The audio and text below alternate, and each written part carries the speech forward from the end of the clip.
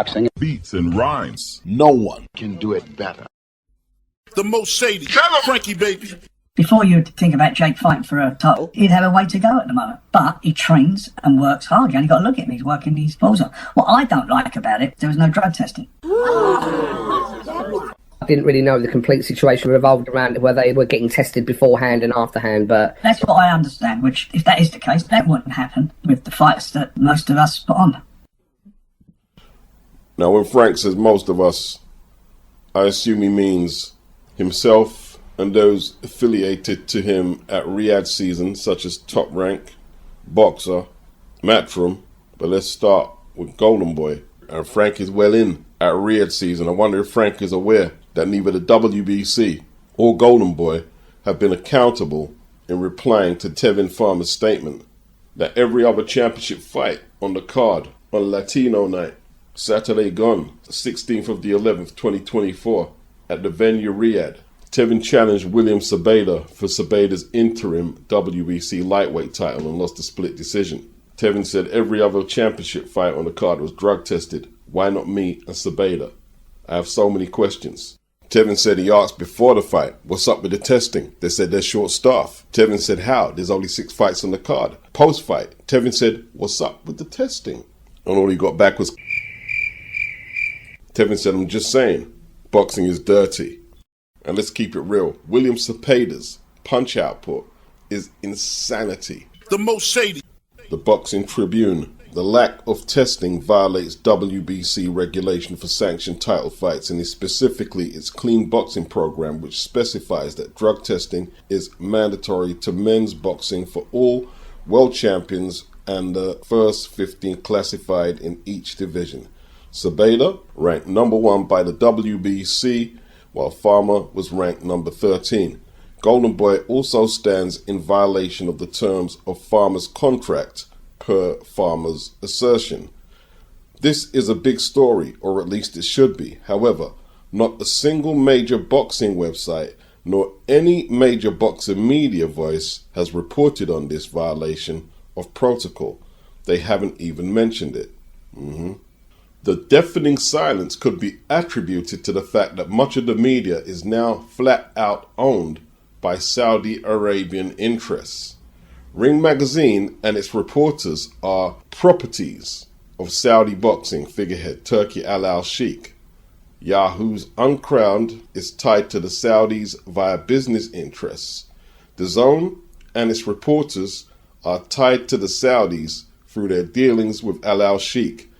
They are rumored, but as yet unconfirmed, entanglements tying Saudi Arabian interests to other high-profile boxing media voices. The WBC and Golden Boy, who both oversaw the sanctioning of the bout and the accompanying fighter safety responsibilities, are tied to Saudi Arabia via Riyadh season partnerships. The Boxing Tribune reached out to entities for clarification and comment.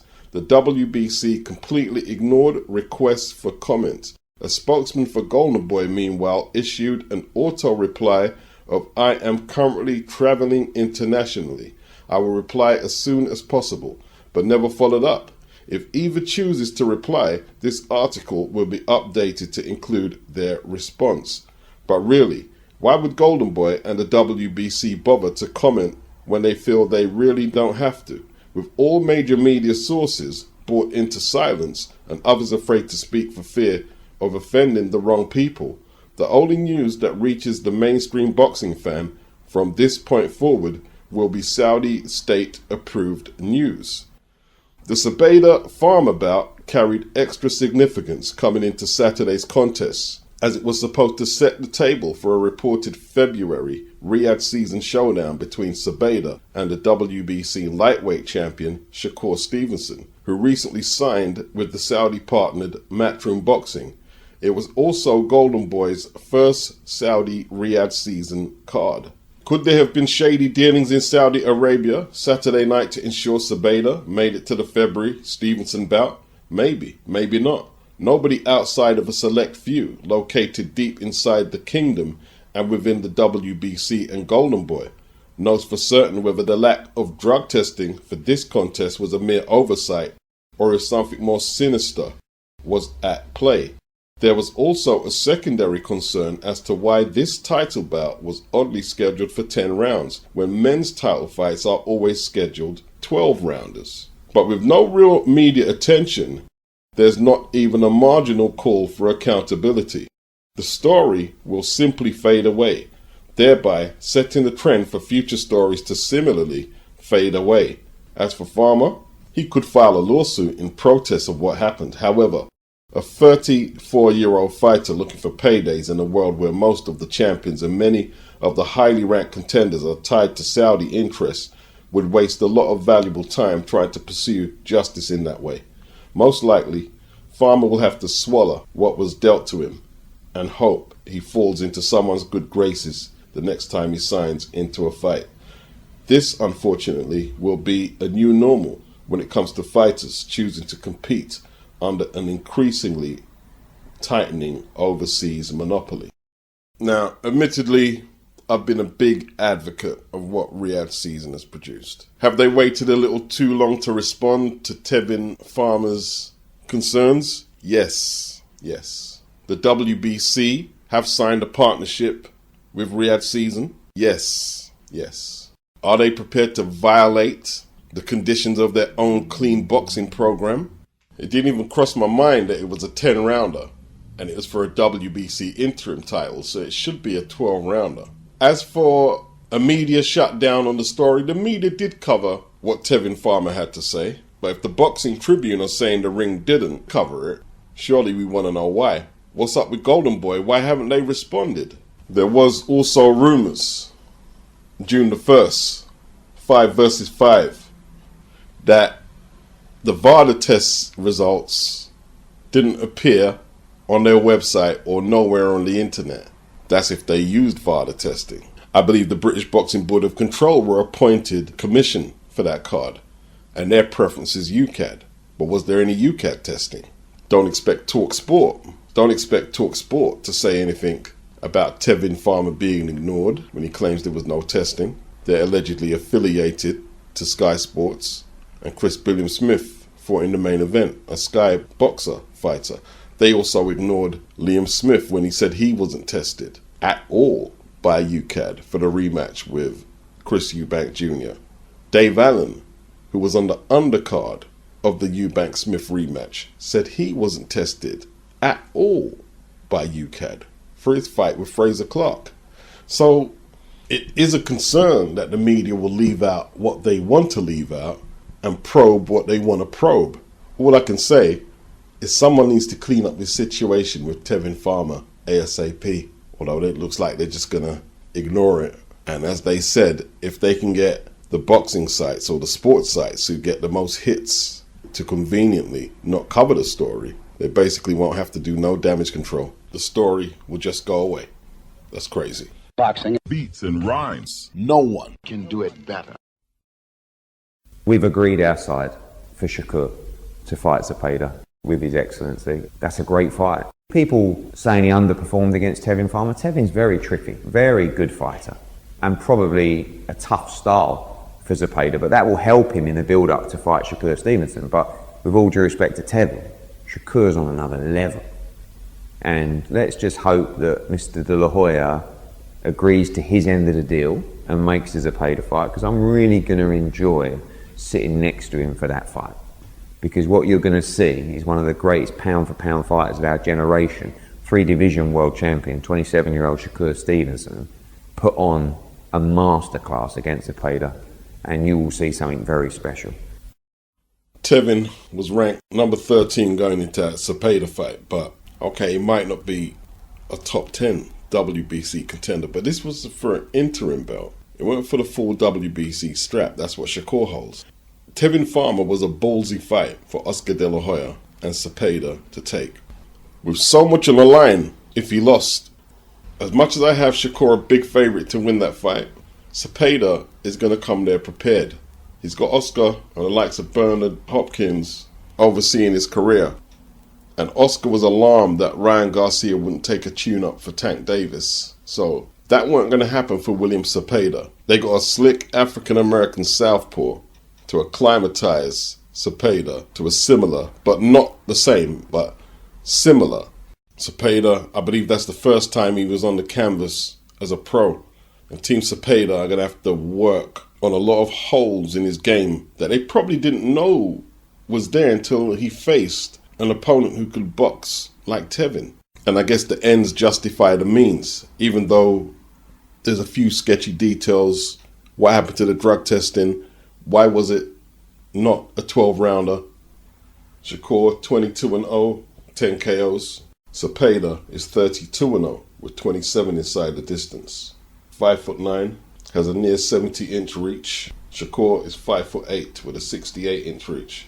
2 undefeateds, and make no mistake, this is going to be a huge fight. And the lightweight division is about to change next year for Tank Davis. Because the winner out of this fight here, or if Keyshawn Davis keeps performing like we saw last time out against Lemos, these will be fights that Tank will not be able to avoid. He's clearly running out of opponents. SHAKUR's coming off that hand injury. He had some tears in his hand and needed surgery. It called off the Joe Cordina bout that was scheduled for October on the undercard of Beterbiev and Bivol. So he's been out the ring for a little while and he's going straight in after surgery. Hopefully the hand's healed up. And although I'm not the biggest believer in ZEPEDA's skill set, the amount of punches he throws, he can be in nothing but good fights. The Farmer fight was a really good fight. So SHAKUR has the perfect opponent. Hittable, strong, throws a lot of punches, doesn't exactly have what you would call a keen eye for defense. He's got the perfect opponent to look good against because ZEPEDA is going to bring it. He can only fight one way. Boxing. Beats and rhymes. No one can do it better. It's hard to believe that Tyson Fury came in at 247 in 2015 when he took the 3 titles from Vladimir Klitschko in Dusseldorf. After the Klitschko fight, 2 years out of the ring, he came back at 270 plus for the Sefer Sefri fight. And he's yo-yo dieted throughout his career. Make no mistake. 250 first fight against Wilder, end of 2018. 260 plus against the German, 2019. Came in a lot lighter against Otto Wallin. Panic broke out. Nearly got stopped on a cut from a legit punch. Got hit a little too much from the Swede. And it was a lot tougher than it was supposed to be. Got rid of Ben Davison. Bulked up for the Wilder rematch. Smashed Wilder up. Locked down. He decided to take another layoff. Came back relatively heavy in the 3rd fight with Wilder, which was an absolute war. Maintained regular weights, let's say, against Dillian and Derek. Then came in 270 plus for the Ngannou fight. Split decision win. He was on the floor in the 3rd from a left hook. They said he didn't train. Lost to USYK about a year later. Lost his unbeaten record, his WBC strap. And they're saying he's going to come in about the same weight that he did for Francis Ngannou. They're saying he realizes his mistake now and they're going to try and bully USYK, so they're going to bulk up. So he's planning to come in at a similar weight that he did against Ngannou. But they said he was out of shape for the Ngannou fight. Against Ngannou, he was top heavy, wasn't he? But then again, depends how the strength and conditioning is for this camp. Judging by that picture, observers are saying he looked bulky. But what does that mean? He looked bulky at a lot of stages of his career, when he was young and now when he's older. Right now, I don't know if they should bulk up or maintain a similar weight that he did in the first USYK fight. I think his weight control is out of his hands, and I think the psychological battle against USYK is out of his hands to a degree. I think it's a case of just getting through the training camp and do the best they can. Could it be a bluff from Tyson Fury? I've been watching him a long time, and that determination to get in his opponent's head, either the money, the fame, or USYK has beaten it out of him. The whole notion that he's going to go in there and do the same thing he did last time, just less showboating, when showboating has been a huge part in how he breaks down his opponents. But in the face-off I just saw, that's what he said he was going to do. It must be unsettling because USYK's poker face alone, let's forget skill sets, size and whatnot. His poker face alone stands him in good stead in any era of heavyweight boxing. So they had the big screen up of the first fight was playing. Tyson was convinced that them uppercuts he landed in the 5th round hurt. USYK. And when Steve Bunce asked USYK, was he hurt? And I'm not convinced if USYK was telling the truth, but the poker face and the dismissive way that he waved it off like it weren't no big deal. And obviously we saw the strong 8th and 9th rounds that USYK had. Tyson, he tried to play it off like when Bunce asked him if he thought the fight was going to get stopped, he said, no. In Fury's words, he said, we've seen him on the canvas and he always gets back up. And to his credit, that is true. That is true. And when Bunce asked USYK, do you think you could have stopped him if it went a few seconds longer? And USYK just said, ifs, too many ifs. All fascinating stuff. Boxing Beats and rhymes. no one can do it better.